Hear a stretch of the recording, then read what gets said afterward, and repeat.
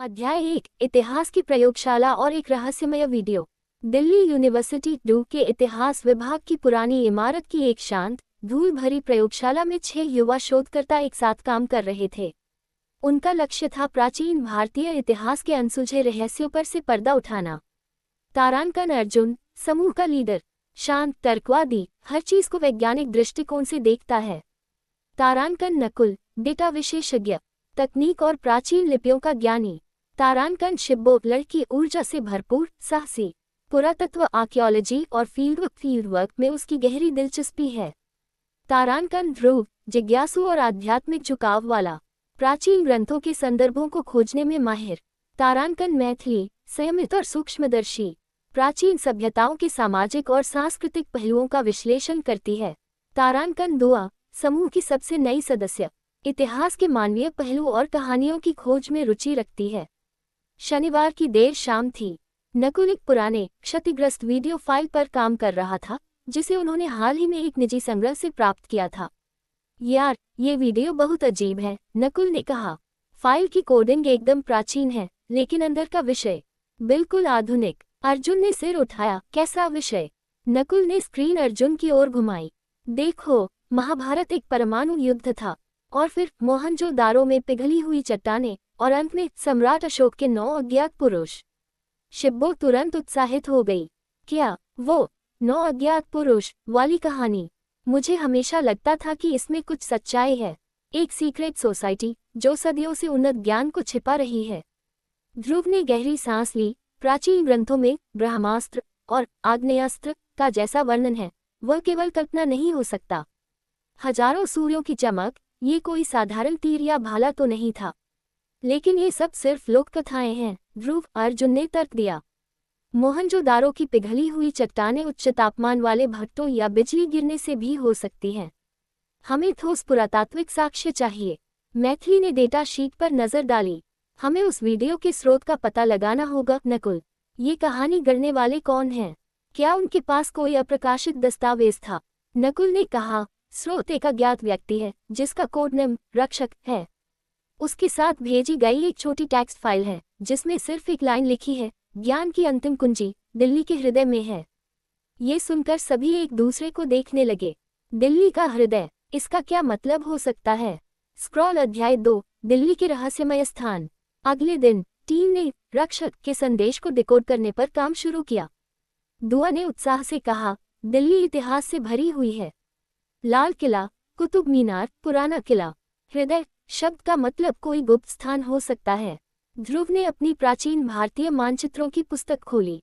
अशोक ने कलिंग युद्ध के बाद बौद्ध धर्म अपनाया और पूरे भारत में शिलालेख लगवाए। दिल्ली में भी उनके कुछ प्रमुख स्तंभ और शिलालेख हैं। मैथिली ने सुझाव दिया, अगर 9 अज्ञात पुरुषों का काम ज्ञान छिपाना था, तो वह स्थान ऐसी जगह होना चाहिए जो सदियों तक किसी की नजर में न आए। शायद किसी प्रसिद्ध इमारत के नीचे कोई गुप्त तहखाना। नकुल को एक विचार आया। याद है, हमने कुछ साल पहले फिरोज शाह कोटला के बारे में एक शोध पत्र पढ़ा था।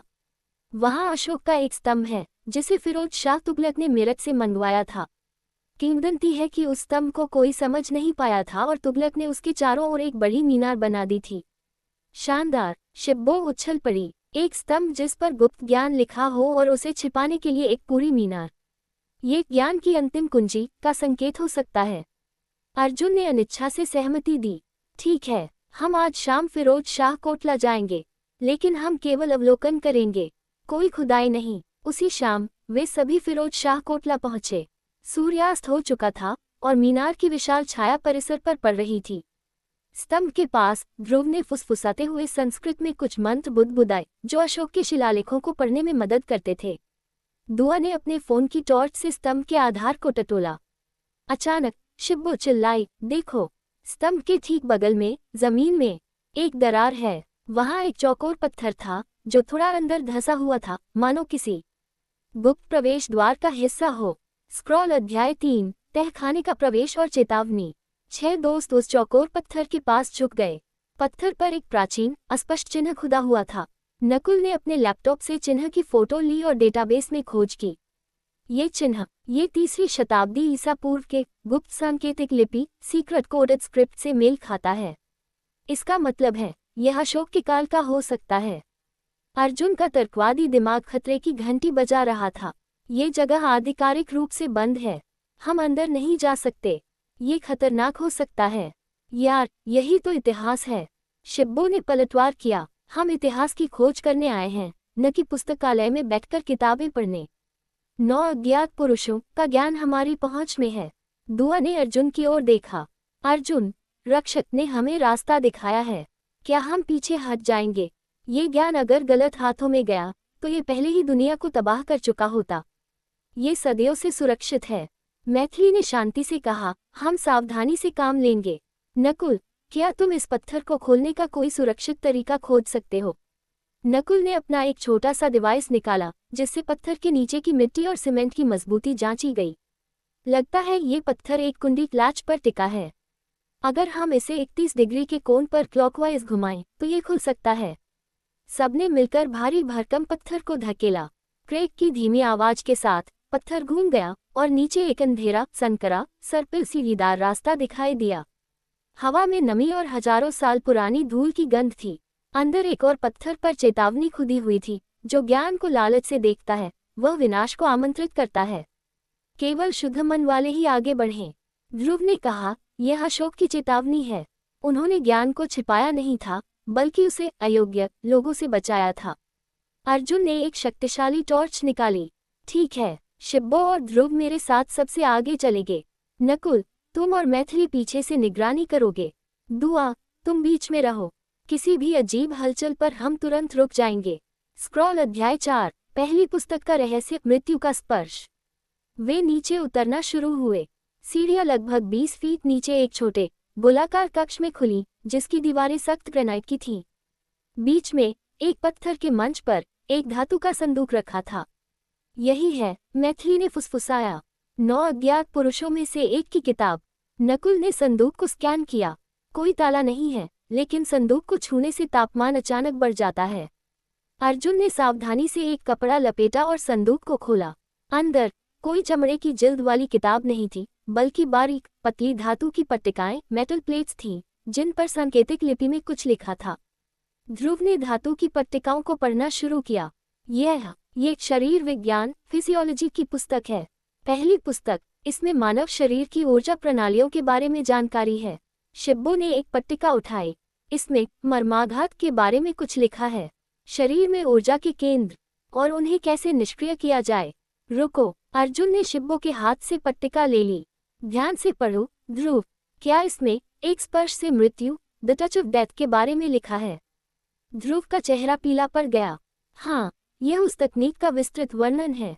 किसी व्यक्ति के हृदय या फेफड़ों के मर्म बिंदु को केवल छूकर उसकी जीवन ऊर्जा को कैसे रोका जा सकता है। ये केवल आत्मरक्षा के लिए नहीं, ये हत्या के लिए भी है। दुआ सहम गई। इतना खतरनाक ज्ञान, यह कोई दार्शनिक पाठ नहीं है, यह एक हथियार है। इसीलिए अशोक ने इसे छिपाया था, मैथिली ने समझाया। कल्पना करो, अगर यह ज्ञान किसी क्रूर शासक या आतंकवादी के हाथ लग जाए, पूरी दुनिया में अराजकता फैल सकती है। नकुल ने पट्टिकाओं का डिजिटल स्कैन शुरू कर दिया। मुझे इसकी पूरी प्रतिलिपि बनानी होगी। हमें इसे नष्ट करने से पहले समझना होगा। अचानक कक्ष की दीवार से एक धीमी, यांत्रिक क्रीक की आवाज आई। स्क्रॉल अध्याय 5, दूसरा तहखाना और गुरुत्वाकर्षण का विरोधाभास।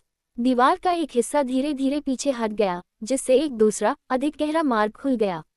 लगता है पहली पुस्तक को छूने से दूसरी पुस्तक का रास्ता खुल गया है, अर्जुन ने कहा। ध्रुव ने कहा, शायद यह एक ज्ञान की श्रृंखला है। जैसे जैसे हम एक रहस्य समझते हैं, दूसरा खुल जाता है। दूसरी सुरंग पिछली से अलग थी। हवा में एक अजीब सी खनक थी और हल्की सी नीली रोशनी टिमटिमा रही थी। वे एक और बड़े कक्ष में पहुंचे, जो पिछली से कई गुना बड़ा था। इस कक्ष के केंद्र में एक बड़ी काली धातु की गेंद हवा में बिना किसी सहारे के तैर रही थी। ओह माय गॉड, शिब्बो ने हाँफते हुए कहा। गुरुत्वाकर्षण पर नियंत्रण, ग्रेविटी कंट्रोल। ये दूसरी पुस्तक है, मैथिली ने पहचान लिया। गुरुत्वाकर्षण की पुस्तक। नकुल ने जल्दी से अपने सेंसर खोले। गेंद का वजन लगभग 500 किलोग्राम है, लेकिन मेरे रीडिंग के अनुसार उस पर शून्य गुरुत्वाकर्षण, जीरो ग्रेविटी काम कर रहा है। इसके नीचे एक जटिल यंत्र लगा है जो गुरुत्वाकर्षण तरंगों को मोड़ रहा है। अर्जुन, जो अब तक सबसे ज्यादा संशय में था, स्तब्ध रह गया। ये तो असंभव है। हजारों साल पहले ये तकनीक हमारी आधुनिक भौतिकी मॉडर्न फिजिक्स से भी बहुत आगे है। ध्रुव ने कमरे की दीवारों पर खुदे हुए श्लोक पढ़े। ये संस्कृत में नहीं, एक प्रोटो वैदिक लिपि में लिखा है। इसका सार है, आकर्षण और विकर्षण की शक्तियों को संतुलित करके पदार्थ को भारहीन किया जा सकता है। ये ज्ञान उड़ने वाले रथों विमानों की कुंजी है। दुआ ने कहा, अगर इस ज्ञान का इस्तेमाल युद्ध के हथियारों में होता तो सोचिए वे कितने शक्तिशाली होते। युद्धपोत हवा में तैर सकते थे या शहरों पर बिना किसी रोक टोक के हमला किया जा सकता था। ये 9 अज्ञात पुरुषों का सबसे बड़ा रहस्य है, शिब्बो ने फुसफुसाया। वे केवल ज्ञान को छिपा नहीं रहे थे, वे सदियों से मानवता को सर्वनाश से बचा रहे थे। अर्जुन ने गहरी सोच में डूबे हुए कहा, हमें इस ज्ञान का डिजिटल रिकॉर्ड बनाना होगा, लेकिन इसे सार्वजनिक करना सबसे बड़ी गलती होगी। इसे हमेशा गुप्त ही रहना चाहिए। स्क्रॉल अध्याय 6, रक्षक का संदेश और अंतिम सच्चाई। जैसे ही नकुल ने तैरती हुई गेंद के यंत्र को छुआ, तीसरी दीवार भी खुल गई। ये कमरा सबसे छोटा था और इसके बीच में एक साधारण मिट्टी का घड़ा रखा था। घड़े के बगल में एक पत्थर की पटिया पर इस बार सांकेतिक लिपि नहीं, बल्कि साफ आधुनिक हिंदी में एक संदेश खुदा था। मैथिली ने पढ़ा, ग्रेटर देन प्रिय जिज्ञासुओं, ग्रेटर देन मैं रक्षक आप ही के विभाग का एक पुराना प्रोफेसर हूँ। मैं जानता था कि आप जैसे युवा जिज्ञासु मन एक दिन यहाँ तक पहुँचेंगे। आप जानते हैं कि यह ज्ञान कितना खतरनाक है। ग्रेटर देन पहली पुस्तक शरीर विज्ञान से आप मृत्यु के स्पर्श का रहस्य जानते हैं। ग्रेटर देन दूसरी पुस्तक गुरुत्वाकर्षण से आप उड़ने वाले युद्धपोतों की क्षमता जानते हैं। ग्रेटर देन और ये दोनों पुस्तकें सिर्फ एक भ्रम है। ग्रेटर देन महाभारत का युद्ध हथियारों से नहीं, बल्कि विश्वास और धर्म के सिद्धांतों से लड़ा गया था। मोहनजोदारो प्राकृतिक कारणों से नष्ट हुआ था। ब्रह्मास्त्र और विमान हमारी प्राचीन संस्कृति की शक्तिशाली साहित्यिक कल्पनाएं हैं। ग्रेटर देन 9 अज्ञात पुरुष की कहानियां, पिघली हुई चट्टानों के सिद्धांत, ये सब एक प्रोपेगेंडा है। ग्रेटर देन तीसरी और अंतिम पुस्तक यही है, प्रोपेगेंडा की पुस्तक। ग्रेटर देन अशोक ने ज्ञान को छिपाया नहीं था, बल्कि ज्ञान को सुरक्षित करने के लिए एक मिथक बनाया था।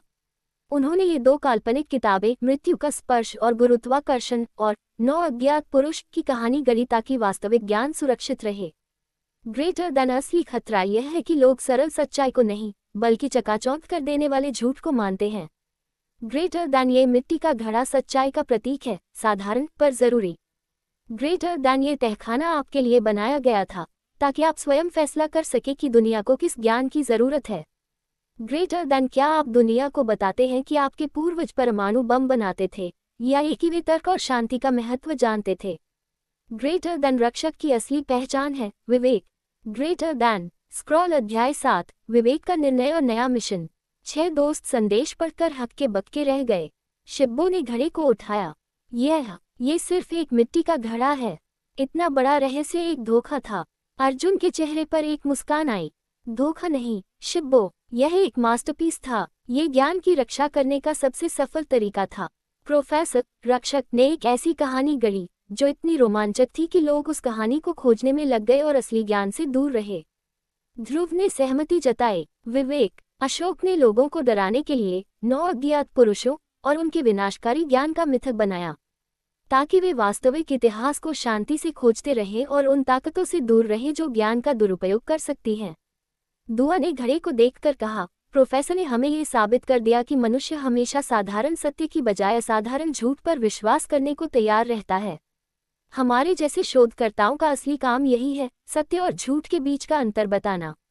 मैथिली ने नकुल की ओर देखा। नकुल, पहली 2 किताबों की डिजिटल कॉपी का क्या? नकुल ने तुरंत अपने लैपटॉप से वह सारा डेटा डिलीट कर दिया। ये ज्ञान कभी दुनिया के लिए नहीं था, ये प्रोफेसर का बनाया हुआ स्क्रिप्ट था। हमारा काम अब खत्म हुआ।